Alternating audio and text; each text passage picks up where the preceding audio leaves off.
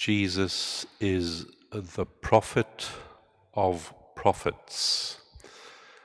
Right into his deepest part, his vocation was to be a prophet who manifests the Father and the Father's plan by every thought, every word, every gesture, every action of his. And we see in the gospel Jesus as gentle, as patient, as merciful, as compassionate. Here we see Jesus as a warrior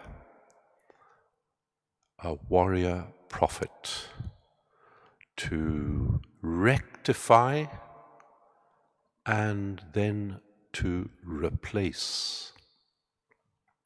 Here at the heart of Jerusalem, we have in the holy city the temple that was the political, economic, religious center of the nation.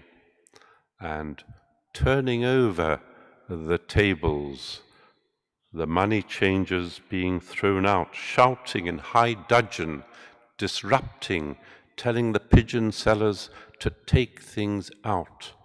That was a radical act. The temple for centuries had been the access to heaven.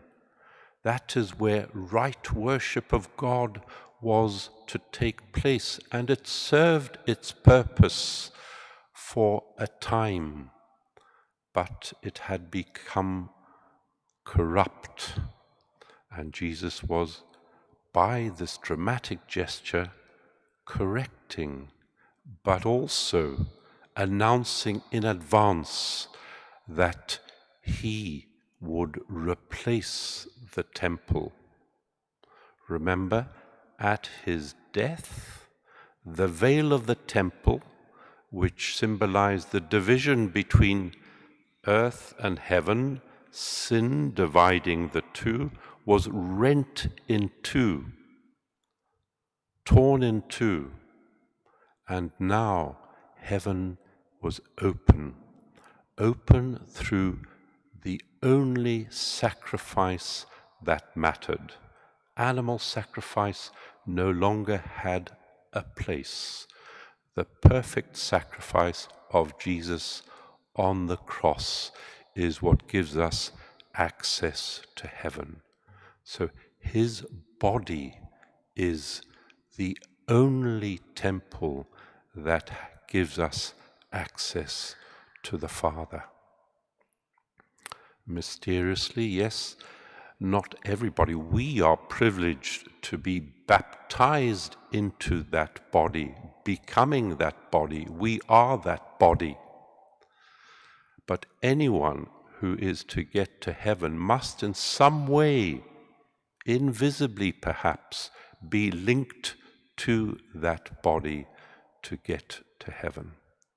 What a great privilege we have of being that body, of uniting ourselves every Eucharist in this wonderful act of thanksgiving and this perfect sacrifice of Jesus on the cross, which gives us access to heaven, to the Father, to salvation, to glory. Let us give thanks for that. And it was that dramatic gesture that led to his death. As I say, now we have the chance of the perfect sacrifice. Let us unite ourselves once again with Jesus in his self-offering to the Father.